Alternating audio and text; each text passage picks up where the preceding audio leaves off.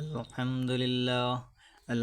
لله نحمده ونستعينه ونستغفره ونؤمن به ونتوكل عليه ونعوذ بالله من شرور أنفسنا ومن سيئات أعمالنا من يهده الله فلا مضل له ومن يضلله فلا هادي له ونشهد أن محمدا عبده ورسوله أما بعد فإن خير الحديث كتاب الله وخير الهدي هدي محمد صلى الله تعالى عليه وآله وسلم وشر الأمور محدثاتها وكل محدثات بدعة وكل بدعة جلالة وكل دلالة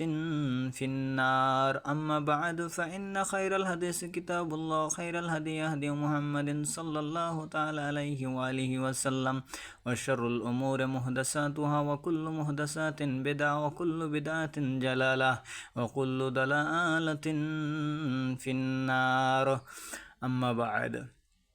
عن أبو هريرة رضي الله تعالى عنهما قال رسول الله صلى الله عليه وسلم المسلم من سلم المسلمون من لسانه ويده والمؤمن من أمان الناس على دمائهم وأموالهم رواه البخاري ومسلم আন আবু হুরাইরাত রাদিয়াল্লাহু তাআলা আনহু থেকে বর্ণিত রাসূল সাল্লাল্লাহু আলাইহি ওয়াসাল্লাম বলছেন, প্রকৃত মুসলমান হচ্ছেন সেই ব্যক্তি যার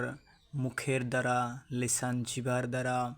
এবং হাতের দ্বারা অন্য একজন মুসলমান নিরাপদ থাকে, তাকেই বলা হয় প্রকৃত মুসলমান। আল মুমিন মান আমানান নাসি আলা দিমাইহিম ওয়া আমওয়ালিহিম।